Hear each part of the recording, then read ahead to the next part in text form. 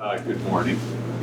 So the ADU it's been an interesting process for us to learn about it.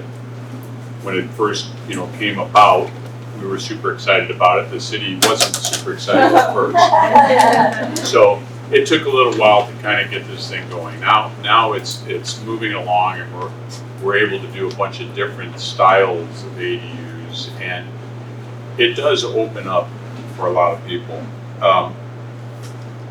We're finding that with you had that question about the fees, which I think everybody is probably on the tip of their tongue.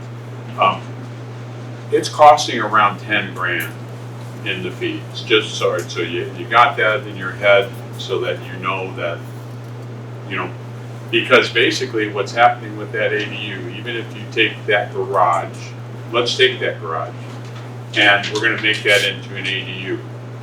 So there's a bunch of different requirements. It has to be like a brand new 2019 structure, meeting all the codes. So meaning the 2016 building code, the electrical codes, the Title 24, which is the way that it heats it and holds heat, insulated, all that. So we've done a few different things. I can describe some of the projects, and maybe that'll help, that we've done so far today. Larry was talking about one that we're doing right now that we're finishing up, and that was taking a single family home and basically taking one of the bedrooms, one of the existing bathrooms, and actually two of the bedrooms, one of the existing bathrooms, and then adding some square footage for a kitchen in the back, and then adding an addition onto the other side at the same time to add another bedroom in the back of it. So, they both ended up with 2 bedrooms. The original home has a much bigger living room and space, because that kitchen living room space on the ADU is not that large, so it's combined. So, that was interesting for us. We start doing that project, then we realized, well, we have to do sound on that. So, which Larry helped us with, so we had to, cut some of the ceilings out so we could create a division between the units all the way to the roof, and then put the proper soundproofing material on the entire section wherever it hit between the two. So, in the bathroom we had to yank the vanity, do that whole wall so we could get the sound requirement there. So that was one of our biggest issues on that particular project. And this one we also separated all the meters, so we had separate gas, even separate water, which is unusual. But that's still a pretty straightforward idea there. And in these people's circumstance, they'll live in one and they'll rent the other one and get the income. It helps as they're retiring. Another one that Larry did with me was where there was a rumpus room built onto a property in the back, and it was interesting because the new owner took it over when the tenant had to leave. He got evicted by the new owner. Well, then he called the city and said, "Oh, I'm in an illegal unit." So then the city came out. So then I got involved with that to help the new owner solve that. This was kind of at the beginning of the ADUs. So Larry met me out there, and there's some play here. So then something that had to be done when you get too close to the property line, which the ADUs allow, well, then we have to do some fireproofing, have a fire rating on the outside of the structure. So if there's a fire, say, behind you, we can't jump to your structure. So, we had to bring that area up to snuff. We had to do fortunately it had dual glazed windows, so that met the requirement there. It had been insulated. We had to do some other little things.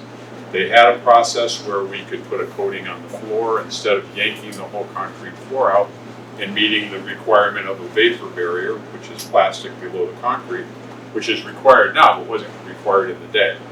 So there's some flexibility with the city inspectors when they come out. Larry put together a list. We had a big list, and we were able to skip some of those items that we didn't feel were relevant between the two of us, and we actually, that one we did pretty quickly. Very well. We probably spent only 3 or 4 days working on it, and then it was ready to go. And a few fire smoke detectors. Yeah, real minimum stuff. I got pulled into one where a lady bought a piece of property, had 4 garages with 2 apartments above. So when she bought the property, then she illegally took those garages and made them into living space, had an unlicensed contractor come in and do the plumbing, the electrical, the whole 9 yards. Well, then one of the neighbors turned her in. So what looked, so we had a good set of plans. It was all pretty good, except that the homeowner didn't show me that set of plans. The homeowner showed me another set of plans that had a lot less in it, like trying to be deceptive with me. So when I come in, I meet the inspector out there. We're looking at that set of plans. We're assuming it matches the stamp set. So it doesn't.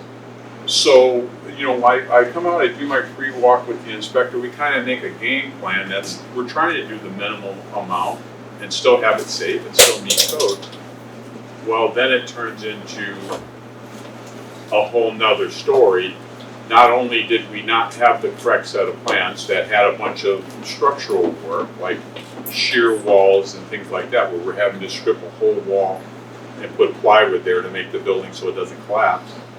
But the plumbing wasn't done to code, the electrical wasn't done to code. So pretty soon now we're pulling all the ceilings out, we're having to jackhammer the floor in, take the shower out.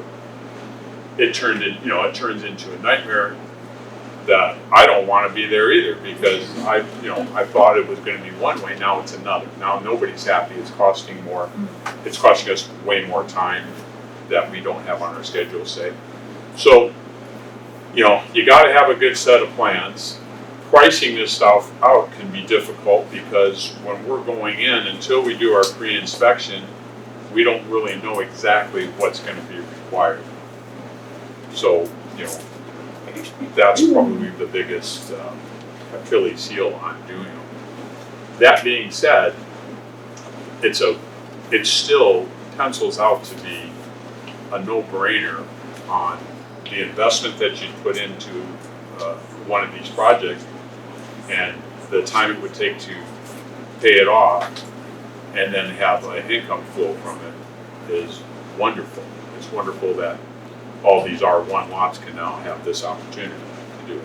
Or have another accessory building for a late blooming kid or whatever it might be.